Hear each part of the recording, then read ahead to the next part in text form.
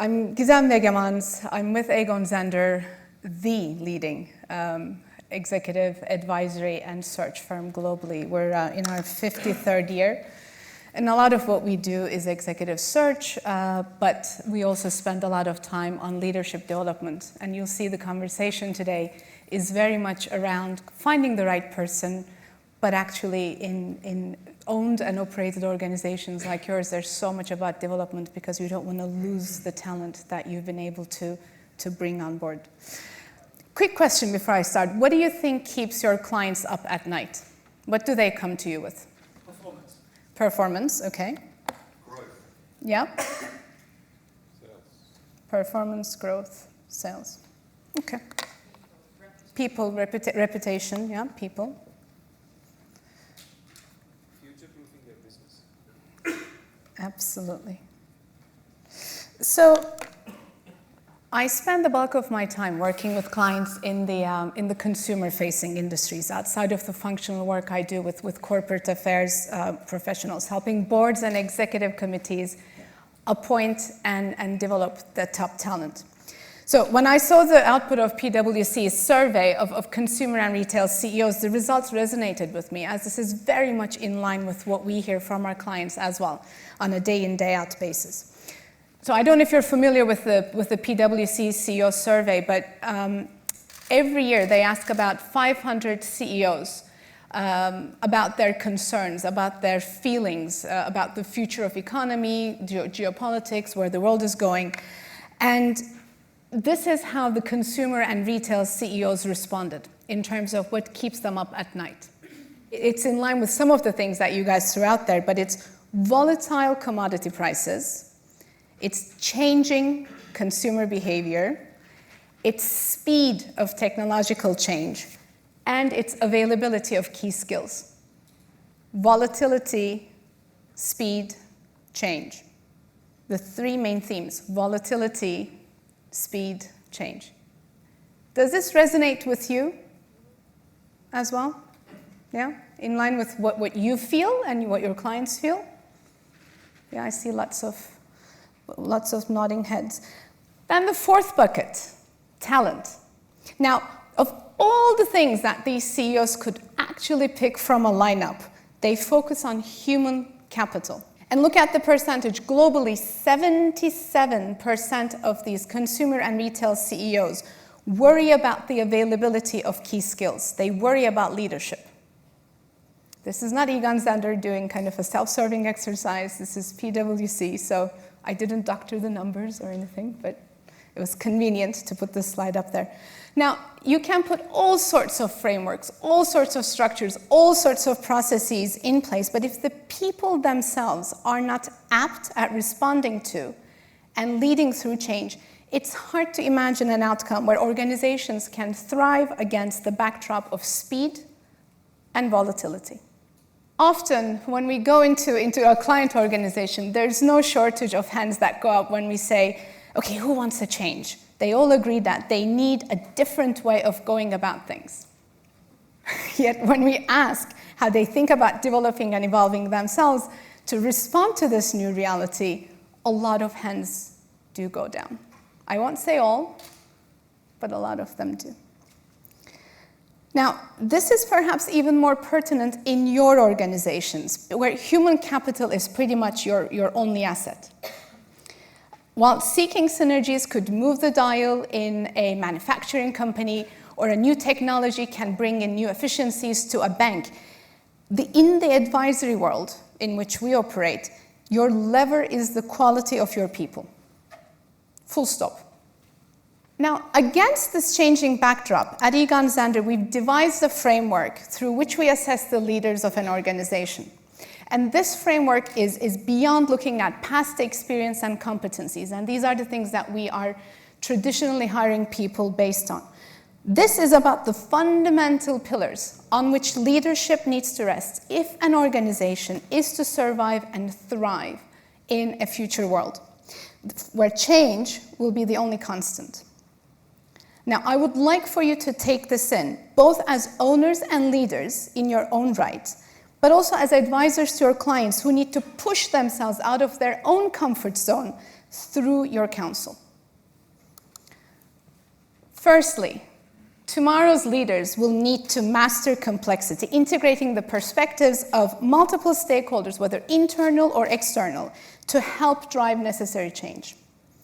It's especially vital for corporate affairs directors or for marketing directors to be able to distill the implications of an ever-changing landscape as they play the outside into the organization, to drive simplicity on which the corporation can act. Secondly, these leaders also need to be able to orchestrate creativity, encouraging a culture of ideas and problem solving from all levels of the organization, not just the C-suite, not just the owners, not just the leaders, all levels of the business, both for internal engagement, to keep their people connected, but also to engage with external stakeholders in an ever-evolving way. The third skill that's needed, it's the ability to leverage emotion to drive change. In an increasingly digitalized and automated world, the field of corporate communications, marketing, they have an advantage in that they rely on the ability to understand how people speak, how people think and feel, a unique spike in each one of you, and one which we urge you to continue to cultivate consistently. The fourth requirement for tomorrow's leaders is to define the broader purpose for which the organization stands. Without the ability to anchor the business in society going forward, organizations will be unable to retain their license to operate.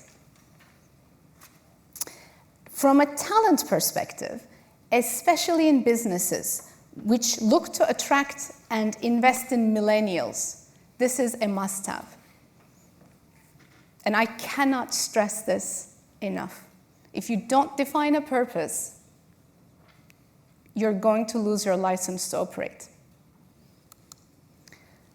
And the final critical feature of business leadership that has implications for you is the requirement to nurture and develop future talent in order to give the business strength and depth in the talent pool. Now, this is even more critical at a time when corporate affairs and marketing are transforming themselves, so the appetite and the ability to invest in proper succession is key. Now, this all sounds lofty and fantastic, and intellectually we can get our head around it, and Julian heard me talk about this framework before, so he's very politely concurring with everything I'm saying, because he's nice. Practically, however, the success criteria for a future leader is so complex and varied in the business as a whole, but especially in your world. How do we spot talent? How do we spot talent, especially in small to medium-sized enterprises where each appointment has a disproportionate impact on the team and performance? This is important for GE. This is important for IBM, for Daimler, for Apple, but it's even more critical for you.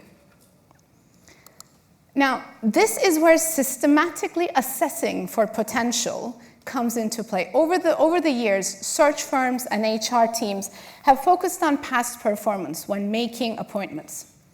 And probably, now if you're thinking back on some of the interviews that you've had or you give to some people coming into your organization, this is probably where you spend a lot of your time. You know, have they created value in other jobs? What have they achieved? Give me an example when you did X, Y. Then the industry came up with competencies, and you're all familiar with them. This is strategic orientation, commercial acumen, collaboration, influencing, team leadership. Those of us who wanted to put the icing on the cake, we started focusing on the readiness assessment by thinking through culture, fit, and personality. We started doing psychometrics, we asked people their motivation, what drains their energy, all of that kind of stuff. Yet this still felt static to us, because it was the past, it is the present, but in a world that continues to change, we still couldn't determine whether or not these people would pass the muster in the future. So we said, okay, you know what? We need to focus on deciphering potential for CEOs. So look at the traits that the CEOs in organizations have been displaying, and then work our way back to see what types of traits they displayed earlier on in their lives, earlier on in their careers, so that we could scale that across different organizations. Now, potential is a word that we throw around a lot, but to our mind, potential describes the ability to successfully take on larger leadership roles in both scale and scope. Yeah, so taking on more complex projects where the stakes are higher. But more importantly, the speed with which one can do so. So traits and motive comprise potential. So the 4 facets of curiosity are, potential are, number 1, curiosity. And if you ask me to put my money on one of these traits, I would actually say curiosity is the most important trait in identifying potential. Does the person seek out new experiences, ideas, knowledge? Also, are they curious about themselves? Do they proactively seek feedback and change their behavior in response to that? You don't want to know it all. Insight. Do they proactively gather and make sense of a vast range of information, discovering new insights that, when applied, transform past views or set new directions? So creating a vision. Engagement, and this is so important, especially in the advisory world. Do they engage with emotions and logic of others to communicate a persuasive vision and to connect individuals to the organization and to the leader, in addition to the clients? And finally, determination. We heard it in the conversation about the hidden champions. We call it determination. Do they keep driving to achieve the vision, goals of substantial scope and difficulty, despite challenges, while continuing to look for disconfirming evidence?